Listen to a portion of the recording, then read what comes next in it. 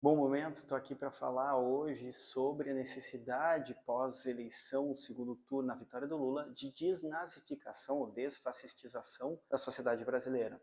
Obviamente, a vitória do Lula ele representa um primeiro passo fundamental, mas não dá para se enganar que isso vai fazer com que o bolsonarismo, ou seja, a versão neofascista brasileira, vá sumir. 58 milhões de pessoas votaram no Bolsonaro no segundo turno, ou seja, nós temos um número imenso de pessoas que aderiram ao fascismo. E aí vem a questão que eu tenho me debruçado um pouco, tenho pensado um tanto, que é como fazer para, de um lado, a gente desfascistizar os sujeitos e, de outro, a gente prevenir outras gerações, outras pessoas de aderirem ao fascismo, às ideias centrais. A primeira coisa que a gente tem que entender é que o fascismo, como eu sempre falo, é um regime subjetivo e afetivo, de captura de afetos e de constituição de um determinado circuito de afetos que tende a se fechar em si. Esse circuito de afetos, ele não aceita o que vem de fora. Já pressupõe por uma noção de seita que está no fascismo desde o fascismo histórico, de nós contra eles, não aceita nada que esteja fora ou de algum modo já legitimado pelo grupo ou por um discurso que provenha de um lugar no qual ele já assegura de antemão que aquele é válido. Por isso, há uma resistência muito grande dos fascistas com a grande mídia, mas também com informações, com argumentos que não partam internamente. E quando são internos, a própria estrutura do fascismo, eles nunca são dissidentes. O dissidente é sempre visto como um traidor, alguém a ser combatido. Por isso, a primeira coisa que eu penso que deve ser feita quando a gente tem que lidar com um fascista ou alguém que nos importa, que a gente quer desfascistizar, é mapear o afeto dele, onde ele foi capturado. Todo fascista é capturado em algum lugar. Às vezes é por um viés religioso, às vezes é por um conservadorismo moral, às vezes é por uma repressão sexual, que aí se transforma num conservadorismo na ordem do gênero, às vezes é pela segurança pública. A primeira coisa, então, é mapear onde esse afeto está sendo capturado. Segundo momento, para ter interlocução, como eu falei para vocês, que o fascismo é um regime subjetivo e afetivo que tende a se fechar em si, que tende a criar uma couraça de não sensibilização para qualquer coisa que esteja fora do circuito já pré-concebido do neofascismo ou do fascismo histórico, encontrar um caminho para criar uma ponte afetiva de constituição de comunidade, seja pelo futebol, seja por um afeto compartilhado por ser parente, por ser amigo há muito tempo. A partir daí, quando se mapeia onde está o afeto e quando se encontra um caminho, por que precisa desse caminho? Para tu ser pelo menos ouvido ou considerado, porque o circuito fechado do fascismo não aceita nada que venha fora deles, que não tenha um determinado sentimento. Depois disso, é importante a gente não abordar de modo cru o ponto em relação ao fascismo, o ataque ou a crítica.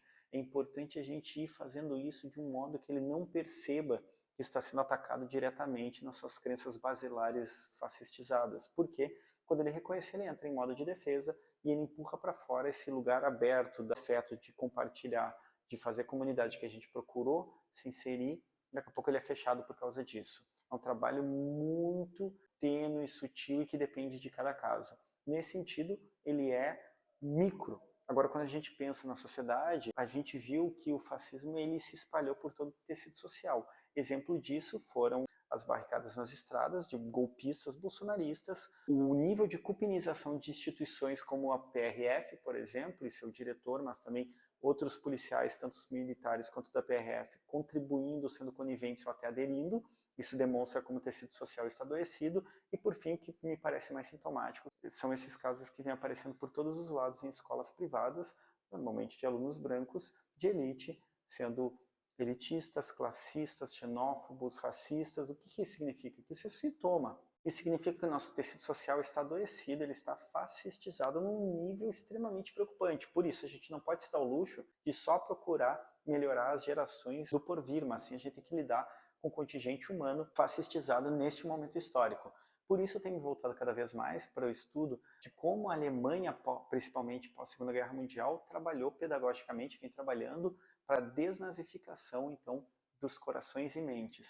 E eles se deram conta que não adianta só o conteúdo, a sala de aula, o argumento lógico. Como o fascismo e a sua modulação alemã, que é o nazismo, se baseiam muito na captura afetiva, também é necessário, nesse sentido, sensibilizar os sujeitos. Então, a pedagogia alemã pós-Segunda Guerra Mundial passa por levar esses alunos, levar aqueles que estão sendo educados para museus, campos de concentração, ouvir um relato, E isso é muito importante quando a gente pensa no bolsonarismo. Nós não temos museu do Covid, nós não temos nada em relação ao genocídio bolsonarista ainda estruturado, mas a gente tem que materializar e trazer para perto. Números grandes, eles não sensibilizam, eles não têm rosto, eles não choram, eles não mostram sofrimento. Agora, histórias particulares, histórias próximas, trazer para perto o sofrimento de alguém que perdeu um ente querido, uma pessoa que amava na pandemia, para depois conseguir relacionar de como isso se deu principalmente por uma agenda política negacionista